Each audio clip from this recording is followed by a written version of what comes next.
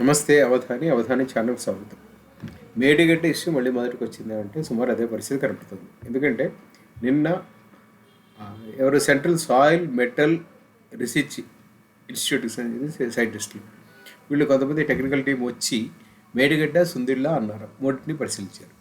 పరిశీలించిన తర్వాత మేడిగడ్డలో వాళ్ళకి కనిపించింది ఏమిటి అంటే ఒక పిల్లర్ దగ్గర కాదు, చాలా పిల్లర్స్ దగ్గర ఇది చాలా పిల్లర్స్ కింద నుంచి ఇసుక కొట్టుకుపోయింది.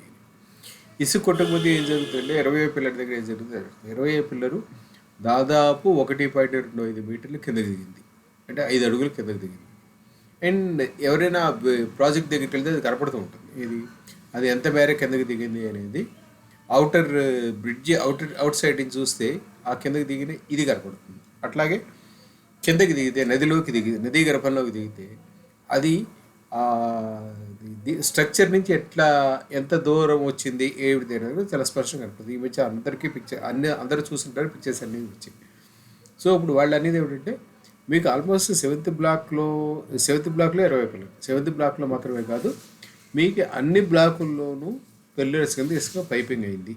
ఇసుక పైపింగ్ అయిన ఇసుక ఎంత మేర పైపింగ్ అయింది ఏమిటి అంటే బహుశా I think there are 83 pillars or 88 pillars, exactly I could not recall, but అన్ని పిల్లర్స్ ఉన్నాయి. ఈ పిల్లర్స్ అన్నిటి కింద కదిలింది అంటే దే కుడ్ నాట్ రెస్టోర్ చేయకపోతే దాన్ని చేయండి, వదిలేయండి. Right, this is one. దీన్ని కాపాడుకుంటామా లేదా అంటే అట్లీస్ట్ ప్రస్తుతం ఉన్న సమాచారం అయితే దీన్ని కాపాడుకోవడం సాధ్యం కాదు అనే ఒపీనియన్కి అయితే వాళ్ళు వచ్చారు తెలుస్తుంది. బట్ కంప్లీట్ సమాచారం అయితే it takes some more time to come. And ఇదేమిటంటే ఎన్డిఎస్సి అఫీషియల్స్నేమో వీళ్ళు నేషనల్ డ్యామ్ సేఫ్టీ అథారిటీ వాళ్ళు ఇక్కడికి వచ్చి దీన్ని పరిశీలించి రిపోర్ట్ ఇవ్వని చెప్పారు. వాళ్ళు ఏమిటంటే మిగిలిన బ్యారేజెస్లో దాన్ని కంపేర్ చేస్తూ, అంటే మిగిలిన బ్యారేజ్లో పరిశీలించి దాన్ని కంపేర్ చేస్తూ ఆ స్ట్రక్చర్స్ని కంపేర్ చేస్తూ దీనికి స్ట్రక్చర్ ఎట్లాగా ఏమిటి ఇవన్నీ చేసి దాన్ని దే విల్ సబ్మిట్ రిపోర్ట్ అంటున్నారు. And again it takes some more time.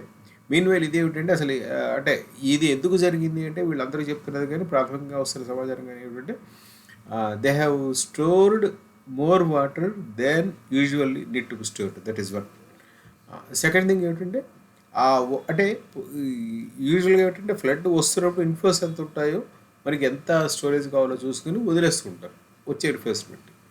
వీళ్ళు ఏం చేశారంటే మేడిగడ్డలో ఏం జరిగింది అంటే ఎక్కువ నిల్వ చేసి ఆ తర్వాత పైనుంచి ఫ్లోర్ నిల్వ చేసరికి ఏమైందంటే the pressure on the pillars is heavy which could not withstand అని. That's what everybody is telling. But okay, ఇదంతా రావాలి. అండ్ ఇప్పుడు ఇదేమిటంటే అంటే ఇవన్నీ ప్రైమరీగా వస్తున్న సమాచారాలు. ఇప్పుడు ఇసుక కదిలిపోవడం మొదలయ్యింది అంటే రేపు పొద్దున ఫ్లడ్డింగ్ వస్తే ఇంకా ఎక్కువ కదులుతుంది. సో కింద స్టోర్ వాటర్ అంటే as of now they could not store water store చేయలేనప్పుడు రేపు పొద్దుట పంటలకి దానికి ఏమిటి పరిస్థితి అంటే ఎవరికి తెలియదు. ఇప్పుడు అంతా ఏమిటంటే everything is in confusion, everything is in such a stage that nobody can understand what is happening, what will happen. ఇదే మాట ముఖ్యమంత్రి ఇంతకుముందు మొన్న అసెంబ్లీ సమావేశాలు శాసనసభలో చెప్పాడు, అలాగే మేడిగడ్డలో చెప్పాడు.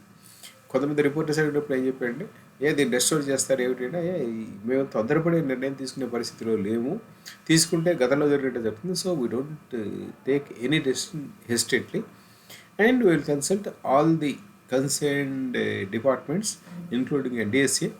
అట్లాగే ఎక్స్పర్ట్ ఇంజనీర్స్ ఉన్నారు, రిటైర్డ్ ఇంజనీర్స్ ఉన్నారు, వీళ్ళందరినీ కన్సల్ట్ చేసి వాట్ టు డూ అనేది చేసుకుని ముందుకెళ్తామని చెప్తున్నాడు. సో ఇప్పుడు పరిస్థితి ఏమిటి అంటే మిగిలిన టీమ్స్ కూడా వచ్చి ఒక రిపోర్ట్ దీన్ని చూసి చెప్పిన తర్వాత బహుశా ఒక నిర్ణయానికి రావచ్చు. Till then we have to wait. But the indications are that it may not be restored.